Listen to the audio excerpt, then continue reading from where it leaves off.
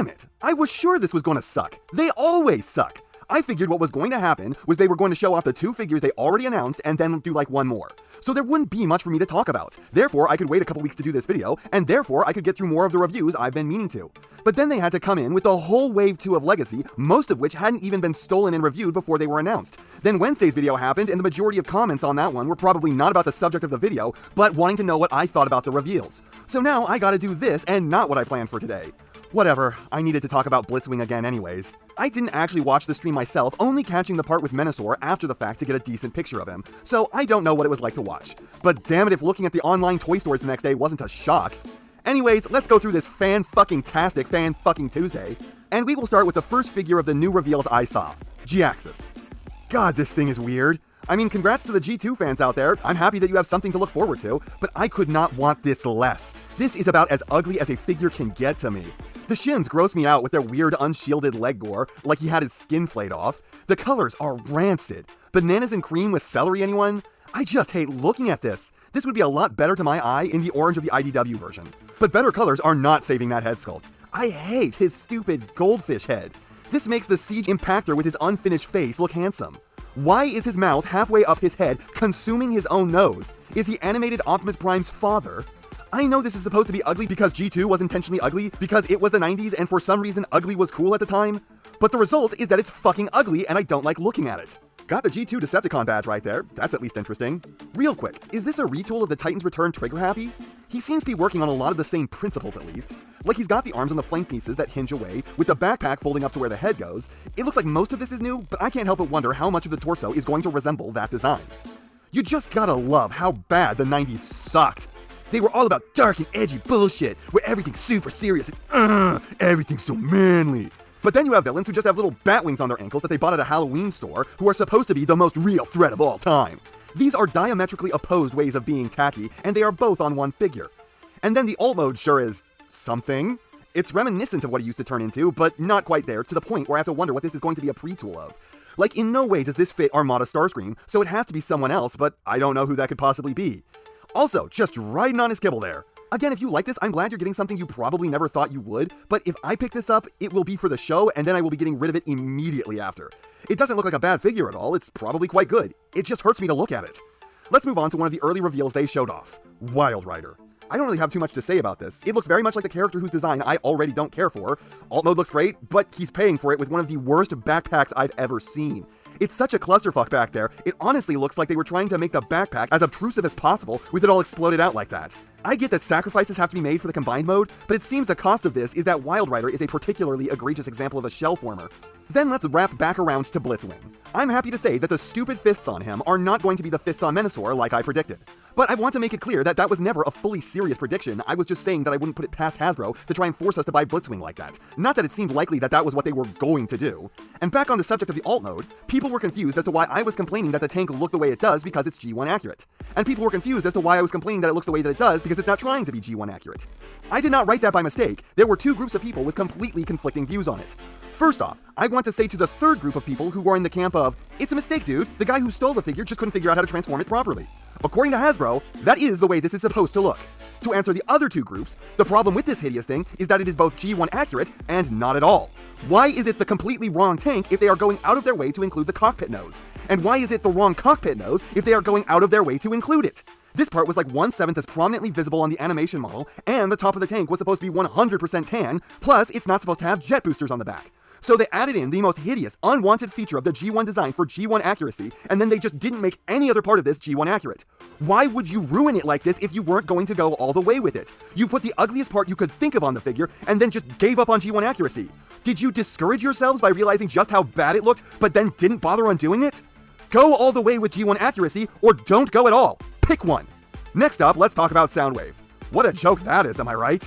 I'm not mad about this like other people are, but I'm just like, wow, that's fucking dumb. Why would they re-release one of the most commonly available Voyagers from all of the War for Cybertron? Were they trying to outdo the pointlessness of re-releasing Wheeljack and Kingdom? Their excuse for re-releasing this is that it doesn't have the Siege smudges anymore. Woo! I'm not offended, I'm just baffled by Hasbro's stupidity. The good news is we are now through the worst of it, and Wild Rider wasn't even bad, and G-Axis wasn't even bad. I just wanted to claw my eyes out looking at it. So then we got the knockout we all knew has been coming for a long time now. That's a retool of the 86 Jazz, which is a lot more extensive than I initially anticipated. You know what? This doesn't look terrible. It's got the right alt mode, though you gotta love how they still have not figured out how to fix the windshield not sitting properly. $5 says that if you do force this to sit right, the windshield will crack like on the normal Jazz. And the robot mode is at least reminiscent of the character. Though I do have to say that I kind of really don't like the head. I feel like among all the Prime characters, Knockout had the head that could most directly be ported into a Chug aesthetic. Like, he had a nose guard and everything. I wonder if the red figure's head will fit on these shoulders. You know what this looks like? He looks like a pre-Beast Wars Terrorsaur. This looks okay. Stellar recommendation right there. It looks okay. There are places this could do better, but otherwise, I'm not mad at this. It's obviously a retool, but at least it's doing a respectable job despite that. Then you got Ilita 1, and many of you want to know why I call her Ilita 1 and not Elita 1. The answer is simple. I don't know. I've always just alternated between the two pronunciations, and it's so ingrained into my mind after 30 years on this earth, I will never dislodge it. Anyways, so I have a question. Does this count as the first ever Elita first figure, or the first ever Minerva first figure? Either way, I'm pretty happy with what I see here. The Ursi mold never worked for her, partially because that mold just never works for anything, but also because Ilita was a beefier girl than Arcee. Honestly, I actually have a serious fondness for the much maligned power of the Prime's Ilita. I just like the thought that Optimus and his girlfriend hit the gym together and lift the same weights. And while this isn't quite the Swolita one like I think works best, this is doing a solid job. Though I have to confess, I find her face both perfect and excessively unsettling. She looks like a puppet that's about to come to life and feed on my soul. Car with a hat? I've heard a couple people complaining about this alt mode, but I'm pretty okay with it. It really looks a lot like it's from the episode where Elita appeared. Though I don't know that it's even a decent fit for Minerva, so it leads me to suspect that unless this is massively retooled, this is not a pre-tool like people have been claiming, but in fact the first tooling, and Minerva is getting made the second fiddle. Anyways, this looks like a figure that I'll be excited to get. Next, Shattered Glass Ultra Magnus, who I had no idea looked like this. Wow, what the hell is going on here? This is yet the umpteenth retool of the Siege Ultra Magnus, but this one does manage to feel unique at least. It's based on the Chunky Prime version. I'm surprised that they aren't changing the head on the inner robot, but I know nothing about the character, so that could be correct, I guess. He comes with a Matrix. Oh god, not another one. Head is a spoopy, scary skeleton, and you know what? I'm here for this Halloween bullshit. If you aren't though, you can swap it out for the normal Andy Dick head to get the Diaclone look, and I'm honestly surprised how many accessories this thing is getting. I guess they're really trying to convince you to pick this up, what, the 6th time?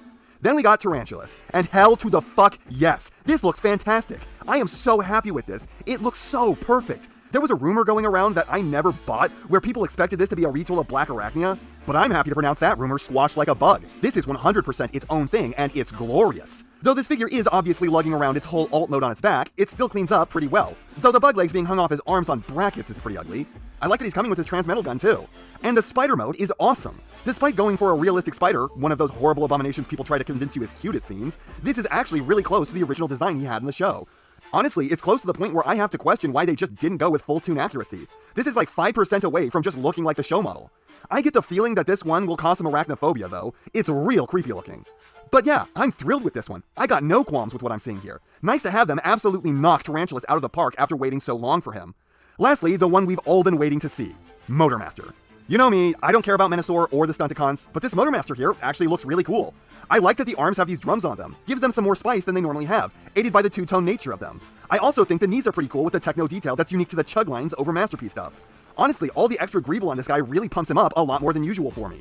I even think the kibble adds something to him. The Stunticons are usually G1 at their worst with very little in the way of interesting detail, so all this kind of counters their worst problems. Vehicle mode looks really good, and it seems like the transformation is going to be interesting. It's got a pretty nothing base mode though, like it's a platform gun like the one Rodimus had, but with a bunch of crap around it. Whoop-de-doo. So the robot mode looks good enough to actually want, which shocks me. But how's the combined mode? Well, for starters, strangely enough, it seems like this is tripling down on the parts forming because the trailer breaks into a bunch of pieces to become the combined mode.